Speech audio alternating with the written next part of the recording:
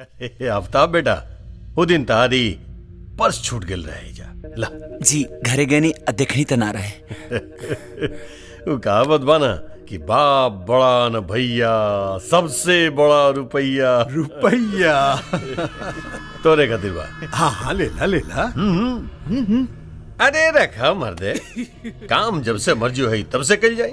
हाँ देखा आफ्ताब बेटा, आदमी जब हाथी पे सवार हो जाला ना तो ओकरा साथ चले वाला के कद अपने आप छोट हो जाला।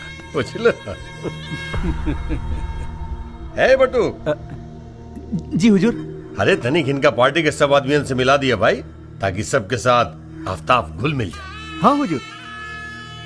हे दरोगा, जी सरकार।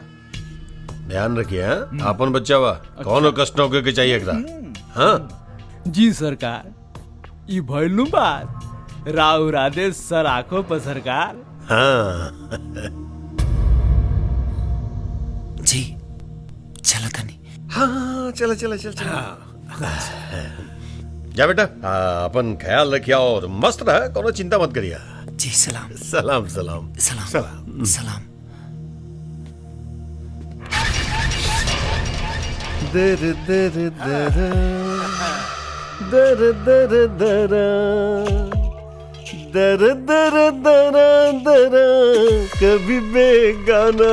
सरकार मान गई नहीं रान पार की नजर के लइका काम के बा। अरे दरोगा, तबे तो तू दरोगा बड़े और हम विधायक बनी। ऊ तो बोले बस। बिल्कुल सही बात।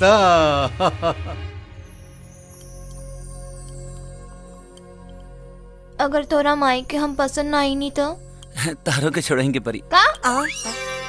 बात तो सुना, अपने माही के नाराज करके कौनो काम नहीं की कर सकत, और यो सच बा कि तोहरा के भी नाराज नहीं की देख सकत।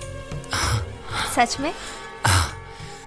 हम तोहरा खाते अपने माई के गोड़ पर नाक तब तक रगड़ब जब तक ले धोखे स्वीकार न कर लिए। मतलब हम तोरा सच में पसंद बानी। I love you. I love you too. वापस कर दे जाके ये पैसा, और खबरदार कोनो नेता वेता के साथ काम करे की कोशिश कैला तो। लेकिन माई हमरा समझ में नहीं आवत कि आखिर में बुराई का बा।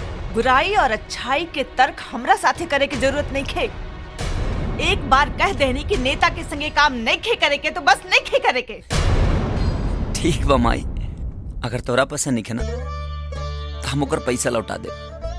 और एक बात के ख्याल रखिया, जौना दिन हमरा के पता चलल कि तू हमरा से छुपा के कोनो ऐसन वैसन काम करत तारा, ओ दिन से हमार तोहर रिश्ता खत्म। माई ऐसे मत बोलो, हम ऐसा कौनो काम ना करब जौना से तोहरा और विजय के दिल के ठेस पहुंचे।